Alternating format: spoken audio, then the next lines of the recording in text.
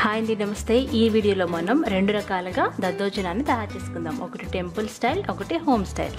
మరి తయారు చేసుకుందామా?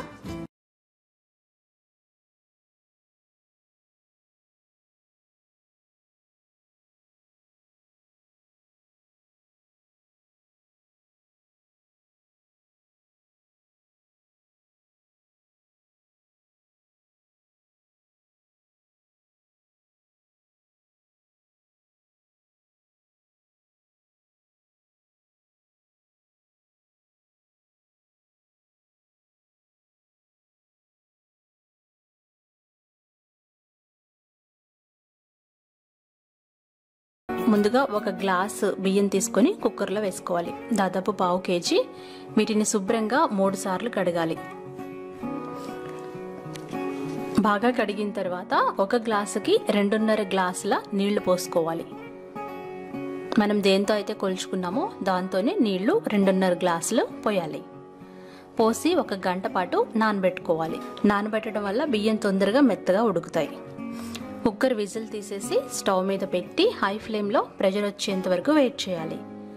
ప్రెషర్ వచ్చిన తర్వాత కుక్కర్ విజిల్ పెట్టేసి మీడియం ఫ్లేమ్లో పెట్టుకుని 3 విజిల్స్ వచ్చేంత వరకు ఉడికించుకోవాలి. 3 విజిల్స్ వచ్చిన తర్వాత ప్రెషర్ పోయేంత వరకు వెయిట్ చేయాలి. ఇప్పుడు తాలింపు దినుసులు చూద్దాం. 2 కరివేపాకు రెబ్బలు, 1 టేబుల్ స్పూన్ అల్లం ముక్కలు, 1 టీ స్పూన్ జీలకర్ర, 1 టేబుల్ స్పూన్ పచ్చిశనగపప్పు, 1 టీ స్పూన్ ఆవాలు, 1 టీ స్పూన్ మినపప్పు, 1 టీ స్పూన్ మిరియాలు, 2 పచ్చిమిరపకాయలు చిన్నగా కట్ చేసుకున్నవి,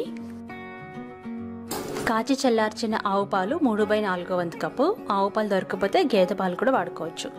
ఆవు నెయ్యి 3 టేబుల్ స్పూన్లు. తాజాగా ఉన్న ఆవు పాలతో తయారు చేసుకున్న పెరుగు 750 ml, అంటే 3 కప్పులు. మనం ఏ గ్లాస్తో అయితే బియ్యం తీసుకున్నామో అదే కొలత గ్లాస్తో 3 కప్పుల పెరుగు ఉండాలి ఖచ్చితంగా. ఈ పెరుగుని మనం నీళ్లు పోయకుండా చిలుక్కోవాలి. మజ్జిగకరతో ఈ విధంగా చిలకాలి. ఎందుకంటే మనం తిక్కగా ఉంటుంది కదా, కొంచెం లూజ్ చేస్తున్నాం అనమాట. నీళ్ళు అస్సలు పోయకూడదు.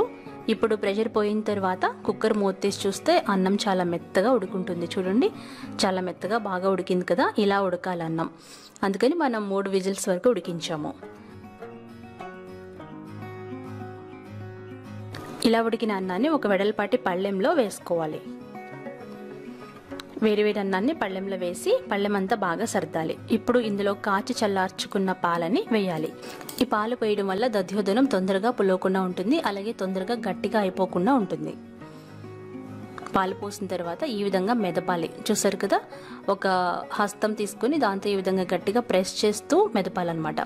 అంటే ఈ అన్నాన్ని మనం బాగా మ్యాష్ చేసుకోవాలి. చూసారా, అందుకోసం మనం అన్నాన్ని చాలా బాగా మెత్తగా ఉడికించుకోవాలి. ఒకసారి గమనించండి, అన్నాన్ని ఈ విధంగా బాగా మ్యాష్ చేసుకోవాలి. ఆ తర్వాత 10 నిమిషాలు చల్లారనివ్వాలి. వేడిగా ఉండగా పెరుగు వేస్తే విరిగిపోతుంది. అందుకని కాస్త చల్లారిన తర్వాత మనం చిలికి పెట్టుకున్న పెరుగుని అన్నంలో పోసుకోవాలి. తగినంత ఉప్పు వేసుకోవాలి. ఉప్పు వేసిన తర్వాత బాగా కలపాలి. ఉప్పు అన్నానికి పట్టేలాగా కలుపుకోవాలి. 3 కప్పుల పెరుగు వేసాం కాబట్టి అన్నానికి చక్కగా సరిపోతుంది. ఈ విధంగా పళ్ళెం మొత్తం సర్దుకొని పెట్టుకోండి. ఇప్పుడు తాలింపు పెట్టుకుందాం. దాదాపుగా ఆవు నెయ్యి వాడటానికి ట్రై చేయండి. దొరకకపోతే గేదె నెయ్యి వాడుకోండి. నెయ్యి వేసి వేడిన తర్వాత తాలింపు గింజలు ఒకదాని తర్వాత ఒకటి వేసుకుని బాగా వేపుకోవాలి. లో ఫ్లేమ్లో పెట్టుకుని తాలింపు దినుసులు వేపుకోవాలి. పోపులో మిరియాల బదులు ఎండుమిరపకాయలు కూడా వాడుకోవచ్చు. ఇవి కొద్దిగా కలర్ మారాలన్నమాట. అలా కలర్ మారేంత వరకు ఓపిక్గా 2 నిమిషాల వరకు లో ఫ్లేమ్లో వేయించుకోవాలి పోపుని. పోపు వేగేటప్పుడు భలే మంచి వాసన వస్తూ ఉంటుంది. బాగా వేగిన ఈ పోపుని మనం తయారు చేసి పెట్టుకున్న పెరుగన్నంలో పోసుకోవాలి. చూసారా, చాలా బాగా కనిపిస్తుంది కదా. ఇదే అసలైన టెంపుల్ స్టైల్ కర్డ్ రైస్, అంటే దధ్యోదనం. ఇలా మీరు అప్పుడప్పుడు ట్రై చేసి టేస్ట్ చేయండి. చాలా చాలా చాలా బాగుంటుంది. గుడిలో ప్రసాదం తినాలి అని మీకు ఎప్పుడైనా అనిపిస్తే పెరుగన్నంతో ఇలా ట్రై చేయండి. ఎంత రుచిగా ఉండే ఈ గుడిలో ప్రసాదాన్ని ఈ విధంగా తాలింపుతో కలిపి ఒక గిన్నెలోకి తీసుకొని సర్వ్ చేసుకోవాలి. అంతే, ఇదొక బెస్ట్ ప్రసాదం రెసిపీ. దీన్ని మీరు ట్రై చేసి ఫీడ్బ్యాక్ పంపించండి. ఇప్పుడు మనం హోమ్ స్టైల్ దద్దోజనం నేర్చుకుందాం. చాలా ఈజీగా ప్రిపేర్ చేసుకోవచ్చండి, చాలా టేస్టీగా ఉంటుంది. పిల్లలకి పెద్దలకి అందరికీ ఇష్టమైన రెసిపీ అనమాట. సో మీరు తప్పకుండా ట్రై చేసి నాకు ఫీడ్బ్యాక్ పంపించండి. దీనికోసం మనం లావుగా ఉన్న బియ్యాన్ని తీసుకోవాలి. ఇక్కడ నేను 1 కప్పు బియ్యాన్ని తీసుకుంటున్నాను. 1/2 కేజీ బియ్యం తీసుకుంటున్నాను. కంట్రోల్ బియ్యం కానీ, రేషన్ బియ్యం కానీ, సోనా మసూరి బియ్యం కానీ తీసుకోండి. దీనికి 4 వంతులు నీళ్ళు తీసుకోవాలి. ఒకరోజు పుల్లని 1/2 లీటర్ పెరుగు తీసుకోవాలి. ఒకరోజు పుల్లని పెరుగు అయితే చాలా బాగుంటుంది దద్దోజనానికి. దీంతో పాటుగా తగినంత ఉప్పు, అలాగే తాలింపు గింజలు, ఆవాలు, మినపప్పు, శనగపప్పు ఇవన్నీ ఒక్కొక్క టేబుల్ స్పూన్ చొప్పున తీసుకోవాలి. 2 ఎండుమిరపకాయలు, అలాగే చిన్నగా తరిగి పెట్టుకున్న 3 పచ్చిమిరపకాయలు, కొద్దిగా కొత్తిమీర, 1 అంగుళం అల్లం చిన్నగా తరిగి పెట్టుకోవాలి. 8 నుండి 10 మిరియాలు, 1 టీ స్పూన్ జీలకర్ర, 2 టేబుల్ స్పూన్ల నూనె, 2 రెబ్బల కరివేపాకు. ఇప్పుడు తయారీ విధానం నేర్చుకుందాం. ముందుగా మనం స్టవ్ వెలిగించి లోతుగా ఉన్న గిన్నె పెట్టి అందులో 4 కప్పుల నీళ్లు పోసుకోవాలి. నీళ్లు పోసుకొని వాటిని బాగా మరిగించుకోవాలి. దీనికంటే ముందుగానే మనం ఒక 15 నిమిషాలు బియ్యాన్ని కడిగి నానబెట్టుకోవాలి. బియ్యం నానితే తొందరగా ఉడుకుతాయి అన్నమాట. ఇక్కడ మనం పెట్టుకున్న నీళ్లు ఇలా సలసలామని మరగాలి. ఇలా మరుగుతున్నప్పుడు మనం నానబెట్టుకున్న బియ్యాన్ని వేసేసేయాలి.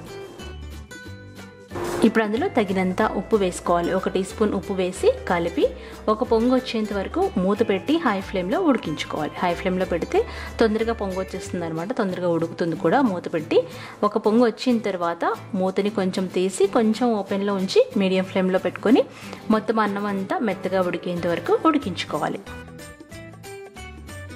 చూసారు కదా, ఈ విధంగా దద్దోజనానికి మనకి మెత్తటి అన్నం కావాలి, అందుకని చాలా మెత్తగా ఉడికించుకోవాలి. ఇక్కడ నేను సోనా మసూరి బియ్యం వాడుతున్నానండి.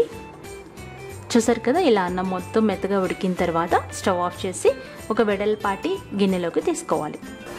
ఈ అన్నాన్ని ఒక 2 నిమిషాల పాటు చల్లారబెట్టుకోవాలి, అందుకంటే ఎక్కువ చల్లారనివ్వకూడదు. ఒకవేళ మీకు ఉప్పు కావాలి అనుకుంటే ఇప్పుడు కూడా వేసుకోవచ్చు. ఉప్పు నాకు తక్కువైందండి, అందుకని కొంచెం ఉప్పు వేసాను. అలాగే మనం తీసుకున్న 1 రోజు పాత పెరుగుని కొంచెం కొంచెంగా వేసుకుంటూ కలుపుకోవాలి. అన్నం వేడిగా ఉండగానే పెరుగు వేయాలండి. ఒకవేళ అన్నం చల్లారిపోతే అన్నం అంతా గట్టిగా అయిపోతుంది అనమాట. అందుకని అన్నం కొంచెం వేడిగా ఉండగానే పెరుగు వేసుకొని చక్కగా కలుపుకోవాలి. ఇప్పుడు తాలింపు పెట్టుకుందాం. తాలింపు కోసం నూనె వేడి చేసి తాలింపు దినుసులు ఒకదాని తర్వాత ఒకటి వేసుకొని చక్కగా వేయించుకోవాలి. మనం ముందుగా తీసుకున్న దినుసులన్నీ వేసుకోవాలన్నమాట. ఈ పోపుని చక్కగా వేయించుకోవాలి. మంచి వాసన వస్తూ ఉంటుంది, అలా అని మాడిపోకూడదు. ఆఖరిగా ఎండుమిరపకాయలు కూడా వేసుకొని క్రిస్పీగా అయ్యేంత వరకు లో ఫ్లేమ్లో వేపుకోవాలి. ఇప్పుడు మీరు కావాలనుకుంటే కొంచెం ఇంగువ కూడా వేసుకోవచ్చు. ఇక్కడ నేను ఇంగువ వేయలేదండి, ఎందుకంటే మా ఇంట్లో అంతగా నచ్చదనమాట. ఇలా తయారు చేసుకున్న పోపుని మనం డైరెక్ట్గా కలిపి పెట్టుకున్న పెరుగన్నంలో వేసేసేయాలి. అంతేనండి, పెరుగన్నంలో వేసి చక్కగా కలుపుకోవాలి. ఈ పోపు దినుసులు ఎంత ఎక్కువ వేస్తే ఈ దద్దోజనం అంత బాగుంటుంది, చాలా టేస్టీగా ఉంటుంది. ఆఖరిగా కొంచెం కొత్తిమీర చల్లుకొని సర్వ్ చేసుకోండి. ఎంతో రుచికరమైన దద్దోజనం హోమ్ స్టైల్లో రెడీ అయిపోయిందండి. మీరు ఎప్పుడైనా కడుపుకి చల్లగా తినాలి అనుకుంటే ఇలా దద్దోజనం ట్రై చేసి దీన్ని ఒక అరగంట పాటు ఫ్రిడ్జ్లో పెట్టుకుని చల్లగా తినేయండి. చాలా బాగుంటుంది, చాలా కమ్మగా ఉంటుంది. ఎప్పుడైనా ప్రయాణాల్లో కూడా ఇది చక్కగా మనం బాక్స్ తీసుకెళ్ళొచ్చు అనమాట.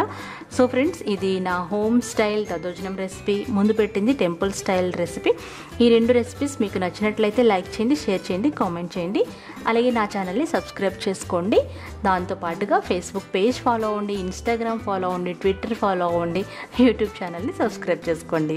బాయ్.